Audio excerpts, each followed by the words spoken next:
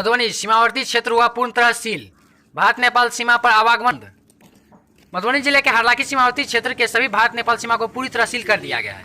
क्षेत्र के नेपाल व भारत दोनों देश से अगले आदेश तक आवागमन पर पूरी तरह से रोक लगा दी गई है।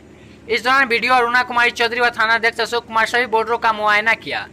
इस दौरान जानकारी के अभाव में आ रहे नागरिकों को एसएसबी व एपीएफ के जवानों द्वारा वापस लौटा दिया गया। दोपहर होते होते सीमा पर सन्नाटा छा गया। नेपाल बॉर्डर को किया गया पूर्णतः सील। वहीं कोरोना वायरस की रोकथाम को लेकर नेपाल सरकार ने भी अपने सभी बॉर्डरों को सील कर दिए तथा सभी बॉर्डरों पर भारी संख्या में एपीएफ व प्रहरी को तैनात कर दिया है।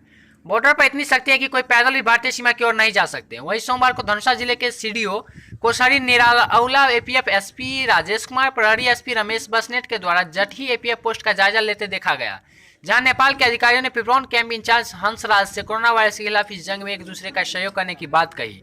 इस दौरान सीडीओ ने एपीएफ इंस्पेक्टर ध्रुवा प्रसाद भट्ट को कई आवश्यक निर्देश भी दिए।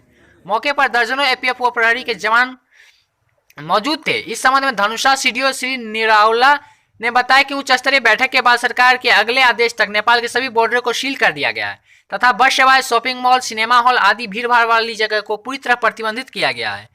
आरजी बिहार न्यूज के लिए मधुबनी सीमावर्ती क्षेत्र से गोपाल राजा की रिपोर्ट। धन्यवाद।